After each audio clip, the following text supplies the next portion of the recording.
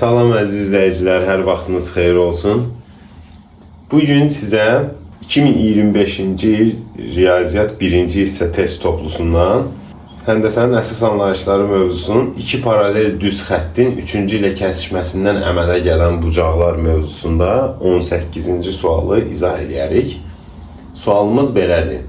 Şəkildə göstərildiyi kimi verilib bucaqlar AK CL düz xəttindən paraleldirlər və bucaq B 156 dərəcədir. Bizdən istəyir ki, BAK bucağını, yəni bu bucağı biz tapaq.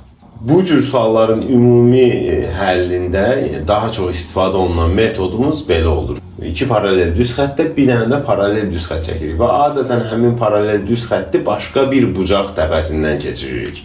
Yəni buradakı məsələdə B nöqtəsindən CL və AK-ya paralel bir dənə düz xətt çəkdik.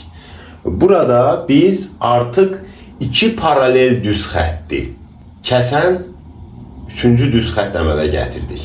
Və burada əgər biz bu düz xətti BN adlandırsaq, o zaman CBN bucağı ilə buradakı C bucağı uyğun bucaqlar olacaq. Yəni bu bucaq olacaq 3x-ə bərabər.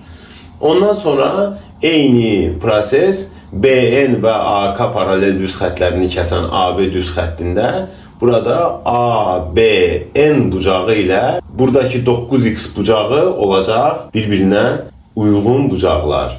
Ona görə də bu bucaq da olacaq bizim üçün 9x-ə bərabər. İndi biz burada 9x üstə gəl 3x bərabərdir 156 dərəcə.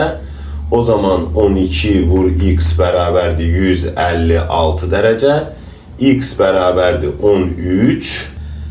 Deməli, bizim üçün burada 9x bucağı bərabər oldu 117 dərəcə.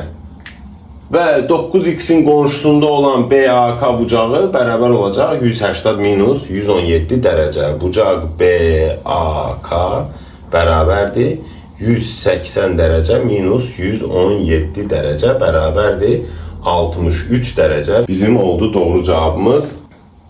İzlədiyiniz üçün təşəkkür edirəm.